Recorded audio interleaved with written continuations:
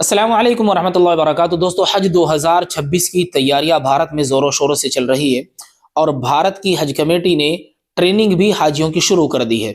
लेकिन Saudi government ने उधर अजीजिया में पाबंदी लगा दी है और इधर भारत की हज कमेटी ने जो खाना देने का वादा किया था वो कैंसिल हो चुका है।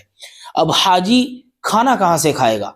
हाजी के पास ये ऑप्शन कहाँ से आएगा कि वो खाना कैसे खाए?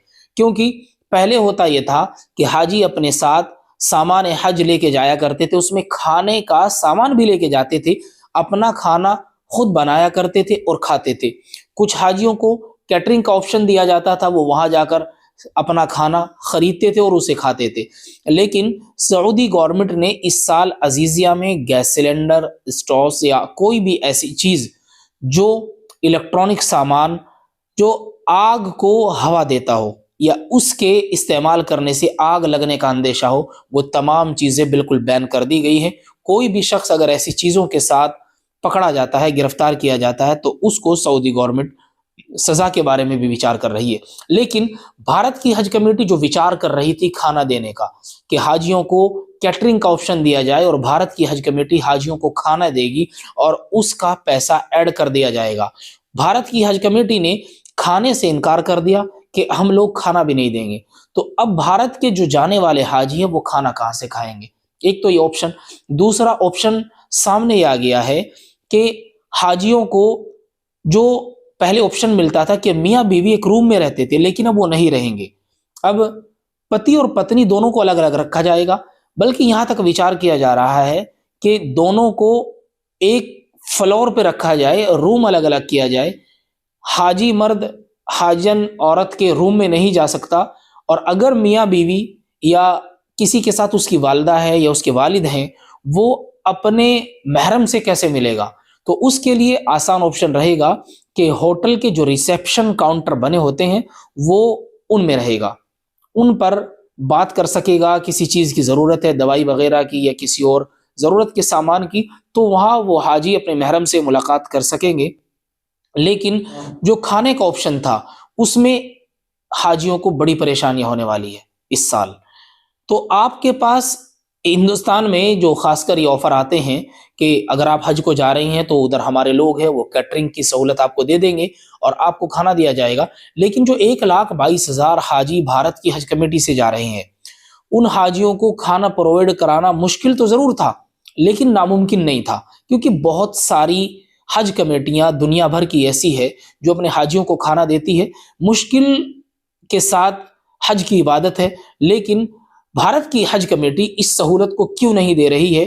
बहुत सारे हाजियों के सामने ये सवालात भी आ रहे हैं। खैर, हमने एक परसों एक वीडियो बनाया था जिसमें हमने जिक्र किया था उस डिजिटल वॉच का, स्मार्ट वॉच का, जो हाजियों को दी जानी है।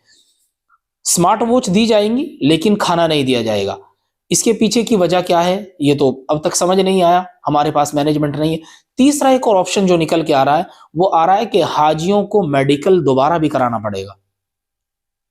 पहले जो मेडिकल हुआ है उस मेडिकल से आपका काम नहीं चलेगा, लेकिन इसके बारे में आपको जल्दी नहीं करनी है कि आपका मेडिकल अभी कल या परसों ही हो जाए, ऐसा नहीं है।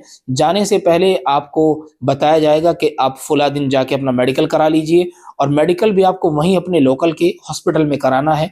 उसमें कुछ चीज़ें इस साल बढ़ा दी गई हैं, जो हर साल की मेडिकल लिस्ट होती थी उसमें कुछ और एक्स्ट्रा चीज़ें इस साल लगा दी गई है। यहाँ भी बस नहीं हुआ, बल्कि सऊदी गवर्नमेंट की तरफ से ये भी ऐलान आ चुका है कि अगर कोई हाजी हमें लगेगा कि वो कमज़ोर है, तंदुरुस्त नहीं है, वो देखने में बीमार लग रहा है या मेडिकल की उसको ज़रूरत है, तो उसका वहाँ जाने के बाद भी दोबारा मेडिकल चेकअप किया जाएगा।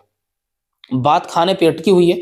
आप लोग सोच रहे होंगे कि मैं खाने का जिक्र क्यों नहीं कर रहा हूं, तो मैं आपको वो चीजें बता रहा हूं जिन चीजों की आपको जरूरत पड़ने वाली है। एक और बात कि मीना में भारत के हाजियों को इस साल सोफा कम बेड दिए जाएंगे, यानी कि वो ऐसा भी होगा कि उस पे हाजी लेट भी सकेगा और जब उसको बैठने की जरूरत होगी तो बैठ भी सकेगा। पिछले साल बहुत सारी वीडियोस भी वायरल हुई और बहुत सारे हाजियों को परेशानी हुई कि حاجیوں کو وہاں پر بیڈ نہیں ملا، تو اس میں ایسا نہیں ہوتا ہے کہ کسی حاجی کے بیڈ پر نام لکھا ہو کہ وہی حاجی اس بیڈ پہ جا کے لیٹے گا، ایسا کچھ بھی نہیں ہے۔ کوئی حاجی کسی بھی بیڈ پہ جا کے لیٹ جاتا ہے۔ پہلے دن دقت ہوتی ہے، پریشانیاں ہوتی ہیں، تو جب آپ اللہ کے گھر میں جا رہے ہیں، اللہ نے آپ کو بلایا، اپنا مہمان بنایا ہے، تو تھوڑا آپ کو بھی صبر کرنا ہے۔ لیکن حج کمیٹی سے سوال ضرور کرنا ہے کہ جب ہم نے پیسے دیے ہیں تو ہمارا انتظام کیوں نہیں ہو رہا ہے، جبکہ اور دیشوں کی حج کمیٹی آسانی کے ساتھ کرتی ہے۔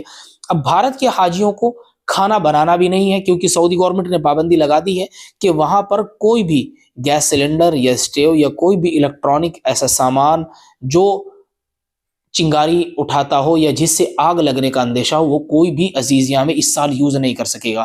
تو پھر بھارت کے حاجی کھانا کیسے کھائیں گے؟ ان کے پاس جو آپشن ہے وہ کیٹرنگ کا ہے۔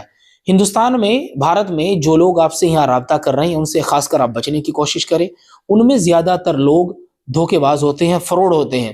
وہ آپ سے پیسہ تو اینٹھ لیتے ہیں، لیکن وہاں جا کر وہ لوگ کہیں سے کہیں تک نظر نہیں آتے ہیں۔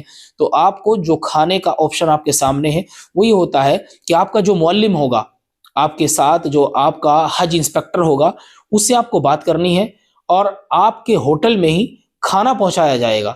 کھانا پہنچانے والا جو بھی شخص ہوگا، کیٹرنگ کی جس کو ذمہ داری دی جائے گی، اس کو 10 دن کا پہلے ایڈوانس پیسہ دیا جائے گا، وہ 10 دن تک آپ کو کھانا کھلائے گا، اور اس کے بعد جب آپ کے 10 دن ہو جائیں گے، پھر آپ اس کو 10 دن کا پیسہ ایڈوانس دیا جائے گا، پھر وہ آپ کو دوبارہ ایڈوانس میں جب آپ اسے پیسے دے دیں گے تو آپ کو پھر 10 دن دوبارہ کھانا پرووائڈ کرائے گا۔ لیکن یہاں ہندوستان میں جتنے بھی لوگ آپ سے رابطہ کرنے کی کوشش کریں، ان سے آپ کو بچنا ہے۔ ایسا نہیں ہے کہ وہ سبھی لوگ بے ایمان، ان میں کچھ اچھے بھی ہوتے ہیں، وہ وہاں بھی آپ کو نظر آ جائیں گے، لیکن کوشش یہی کرنی ہے کہ بچنا ہے۔ اور بہت زیادہ وزن کا سامان آپ کو ادھر سے نہیں لے کے جانا ہے، حاجیوں کو پریشانی ہوتی ہے، ادھر سے پھر سامان لانے میں پریشانی ہوتی ہے۔ تو یہ کچھ وہ تیاریاں ہیں جو آپ کو کرنی ہے۔ اور جب آپ حج کے لیے جا رہے ہوں تو آپ جسمانی طور پہ خاص کر پریکٹس کر کے جائیں، تیاری کر کے جائیں، اور اپنے آپ کو فٹ رکھیں۔ ابھی سے آپ چلنے کی کوشش کریں، جتنا زیادہ ہو سکے آپ پیدل چلیں، جتنا زیادہ ہو سکے آپ عبادت کریں، اور ہر نماز کے بعد آپ لبیک پڑھتے رہیں۔ اللہ نے آپ کو بلا لیا ہے، اللہ کی طرف سے آپ کا بلاوا آ چکا ہے۔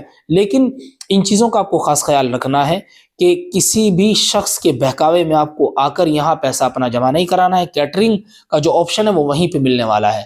تو جو لوگ حج کے مقدس سفر پر جا رہے ہیں، ان کو خیال رکھنا ہے، وہیں جا کر اپنے حج انسپیکٹر سے بات کر کے وہ لوگ کھانے کے پیسے دیں گے۔ اس کے بعد اور پھر ایک مسئلہ جو سب سے بڑا یہ ہوتا ہے کہ اگر حج کمیٹی آپ کے لیے کھانے کا انتظام کرا بھی دیتی ہے، تو جیسے عمرہ پر جانے والے زائرین کے سامنے آپشن ہوتا ہے کہ وہ صبح ناشتے کا ایک ٹائم ہوتا ہے 1.5 گھنٹے کا، دوپہر میں وہی 1.5 سے 2 گھنٹے کا ہوتا ہے، اور شام میں وہی 1.5 سے 2 گھنٹے کا ہوتا ہے۔ لیکن اگر کوئی حاجی حرم سے کھانے کے ٹائم اپنے ہوٹل نہیں پہنچتا ہے، تو آپ سب جانتے ہیں کہ بوفے والے اپنا کھانا سمیٹ لیتے ہیں، اس کو سمیٹنے کے بعد وہ واپس رکھتے ہیں یا کیا کرتے ہیں، وہ ان کی ٹینشن ہے۔ لیکن اگر حج کمیٹی کھانے کا انتظام کرتی تو آپ کے ساتھ ویسا ہی ہوتا۔ تو کیٹرنگ میں ایسا نہیں ہونے والا ہے۔ کیٹرنگ میں اگر آپ لیٹ بھی جا رہے ہیں، 2 گھنٹہ لیٹ بھی ہیں، تب بھی کھانا آپ کے روم پہ رہے گا، آپ سکون سے جا کے کھا سکتے ہیں۔ خیر، اللہ سے دعا ہے کہ اللہ اس مقدس سفر کو آسانی کے ساتھ پورا فرمائے۔ جو لوگ یہ ویڈیو دیکھ رہے ہیں وہ حج پر جانے والے حاجیوں تک یہ ویڈیو ضرور پہنچا دے، اور ان حاجیوں سے میری یہ درخواست ہے کہ وہ ہمارے لیے بھی دعا کرے کہ اللہ رب العزت آنے والے سالوں میں ہمیں بھی حج کی مقدس سفر پر ہمیں بھی بلا لے۔ ویڈیو کو زیادہ سے زیادہ شیئر کرے، اور کسی ساتھی کا اگر کوئی اور سوال ہو تو کمنٹ میں ضرور پوچھ سکتا ہے۔ ملتے ہیں پھر آپ سے اپنی اگلی کسی اور نئی ویڈیو میں انشاءاللہ۔